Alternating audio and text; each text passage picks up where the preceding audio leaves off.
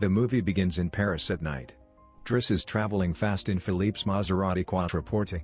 Police immediately begin to pursue them. After getting captured, Driss, unconcerned, doubles his wager with Philippe, certain they would receive an escort.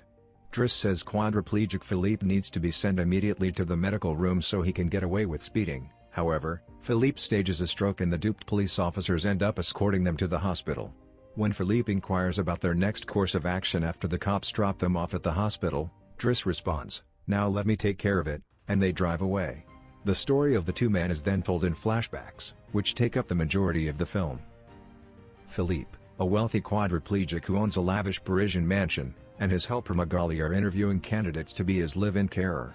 Driss, a candidate, has no desires to be hired. He is only there to obtain a signature indicating that he was interviewed and denied in order to continue receiving his welfare payments. He is very casual and openly flirts with Magali. He is told to return the next morning to receive his signed letter.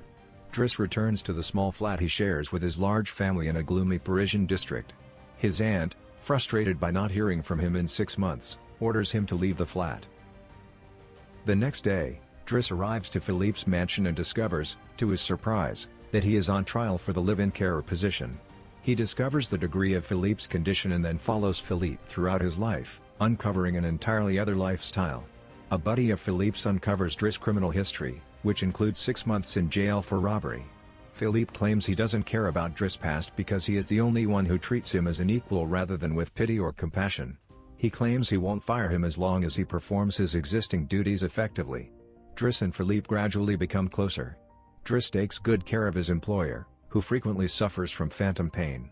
Philippe tells Driss that he got paralyzed after a paragliding accident, and that his wife died without having children. Driss gradually persuades Philippe to bring order to his private life, including becoming more strict with his adoptive daughter Elisa, who behaves like a spoiled child around the staff.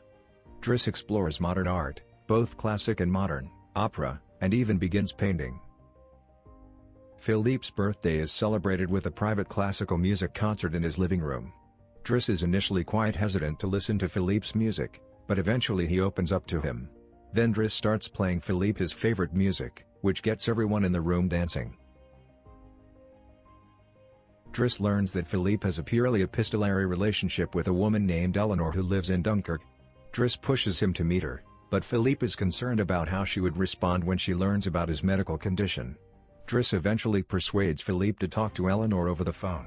Philippe agrees to give Driss a photo of himself in a wheelchair, but he hesitates and requests that his assistant, Yvonne, send him a photo of himself prior to his injury. Eleanor and Philippe agreed on a date. Philippe is too terrified to meet Eleanor and leaves with Yvonne before she comes. Philippe immediately phones Driss and invites him to join him on his private plane for a paragliding weekend. Driss receives an envelope from Philippe that contains 11,000 euros, an amount he was able to obtain for Driss's artwork, which he sold to a friend under the pretense that it was created by a rising star. Adama, Driss' younger cousin who is in danger with a gang, seeks refuge in Philippe's mansion. Driss tells Philippe about his family and his life as an orphan in Senegal, where he was adopted by his then childless aunt and uncle and returned to France. His adoptive parents then had their own children, his uncle died, and his aunt bore additional children. Philippe recognizes Driss' need to support his family and relieves him of his duties, implying that he may not want to push a wheelchair all his life. Driss returns to his suburbs, rejoins his close friends, and helps his younger cousin. Because of his new professional skills, he gets a position with a transportation firm. In the meantime, Philippe has hired carers to replace Driss, but he is dissatisfied with all of them. His morale is really poor, and he quits caring about himself.